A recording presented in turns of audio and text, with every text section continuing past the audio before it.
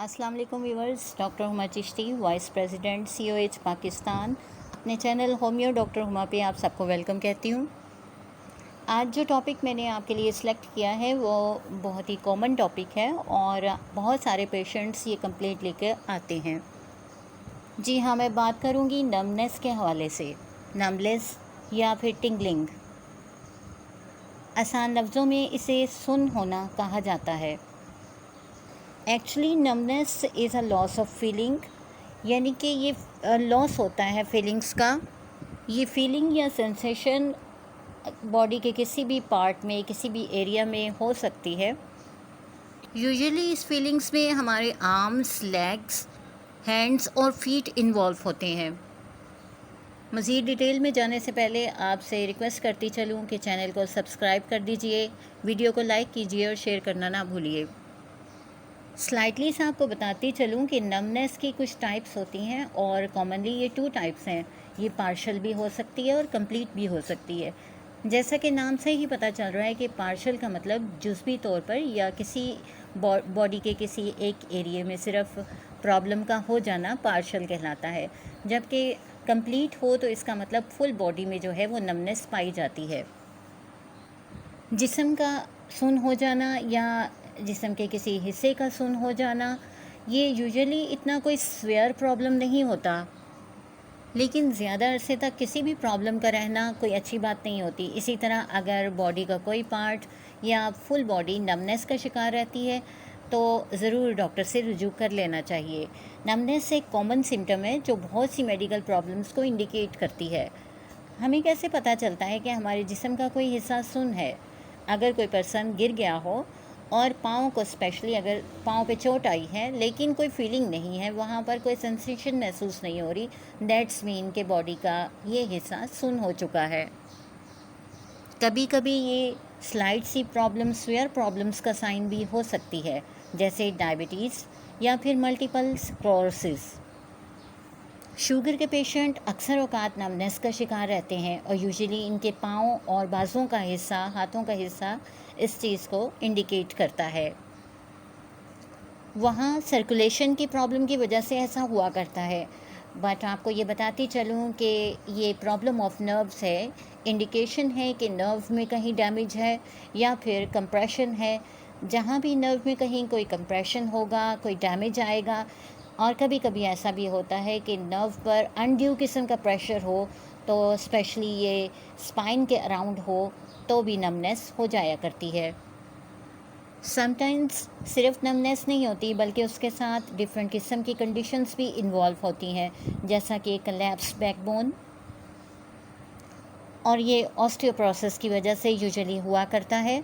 इसके अलावा compress spinal cord, ये भी एक प्रॉब्लम है जिसकी वजह से ऐसा हो जाता है, यानी स्पाइनल कॉर्ड के किसी वर्टेब्रा पर अगर कंप्रेशन आ जाए, उसकी नर्व कंप्रेशन का शिकार हो जाए तो वहाँ नमनेस आ जाती है। इसी तरह रप्चर्ड और हर्निएटेड डिस्क, यानी डिस्क में कोई प्रॉब्लम आ जाता है तो तब भी नमनेस हो जाती है।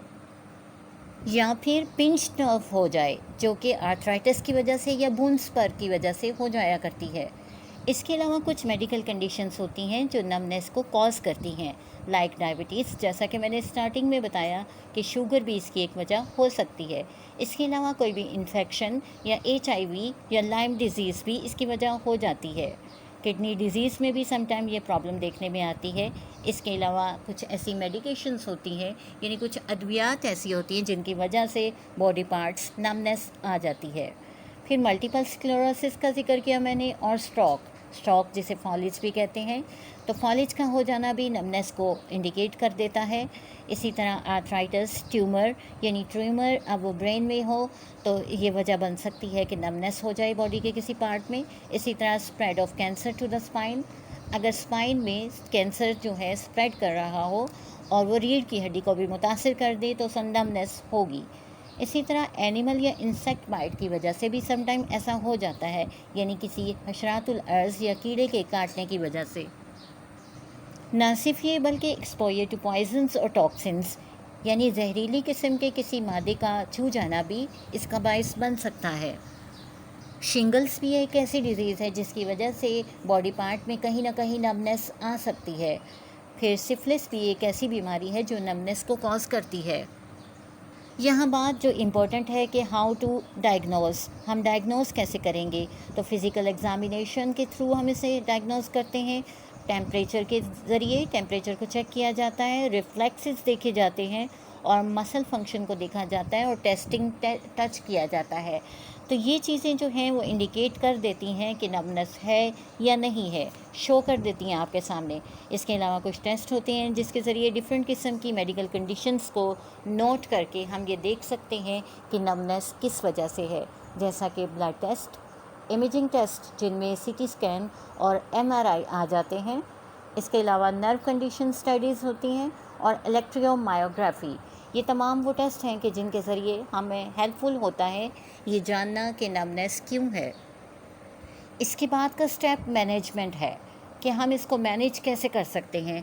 तो नर्व पेन मेडिकेशंस के थ्रू इसको मैनेज किया जा सकता है, यानी ऐसी मेडिसिन्स जो नर्व को पेन को रिलीफ़ कर सकें। और हम ब्लड शुगर को कंट्रोल करके भी इसको कंट्रोल कर सकते हैं। इसके अलावा फ़िज़िकल थेरेपी ताकि स्ट्रेंथ मिल सके हमारे स्पाइन को, और फिर surgery if there is tumour. आप बिलीव नहीं करेंगे, कभी तो सिर्फ विटामिन B12 की डेफिशिएंसी ही की वजह से नमनेस होने लगती है। इसके अलावा वेस्कुलाइटिस भी इसकी एक वजह हो सकती है। यहाँ स्लाइड्स आपको बताती चलूँ कि पेशेंट जब आपके पास आता है तो सिम्टम्स क्या होती हैं जिसे हम जान के महसूस कर सकते हैं कि नमनेस मौजूद है। उसमें सबसे पहले प्रिकिंग है, यानी कि सुइयाँ चुभने का एहसास। टिंगलिंग हो सकती है जिसे सरसराहट कहते हैं। पिन नीडल सेंसेशंस, यानी बहुत ज़्यादा चुभन का एहसास। इसके अलावा बर्निंग सेंसेशन हो सकती है। लैक ऑफ स्ट्रेंथ हो सकती है, यानी कि बहुत ज़्यादा कमी का एहसास होना, बॉडी में कुव्वत का ना होना। और वीकनेस इन आर्म्स, यानी कि बाजुओं में कमज़ोरी का महसूस होना।